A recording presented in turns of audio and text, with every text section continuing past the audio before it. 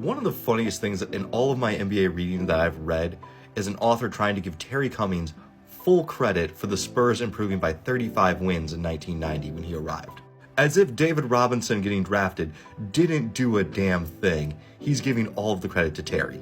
And listen, that's ludicrous, but Terry's really freaking good at basketball. Terry gets drafted by the Clippers, but he spends the bulk of what we consider his prime with Milwaukee. Terry replaces Marcus Johnson in the starting lineup, and the Bucks ascend to be a 59-win team. In the first round, he outduels Michael Jordan. Now, it's young Jordan, 21-year-old Jordan, but it's also young Terry Cummings, just 23-year-old Cummings. This Bucks team wins 50 or more games the next 2 seasons, has a down year, then rebounds back up to 49 wins.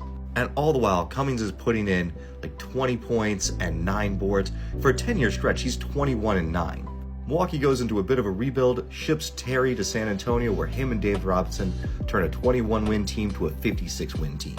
That year, they make the second round against Portland. Terry is delivering just great performances. He outperforms David Robinson in Game 7, which San Antonio barely loses. Portland goes on to make the finals. They barely lose to the Pistons, and not barely. It's a more convincing series than that. But there is a world where the Spurs could have won this series, and there's a chance that they could have ended up winning the NBA title in his first year there. I think that's important. This guy could have been a number 2 on a finals team.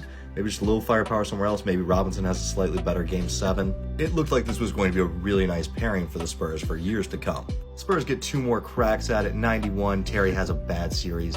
92, Robinson's hurt, misses the playoffs. And then the next offseason, Terry ends up blowing out his knee playing pickup basketball, which is just a sad way to go because you want your players playing all the time. You love it, the fact that they love the game and are going out and playing on their own time. But it does cost Terry basically the rest of his prime. He plays 8 more seasons, but he goes from being 21-9 to being like 7-5.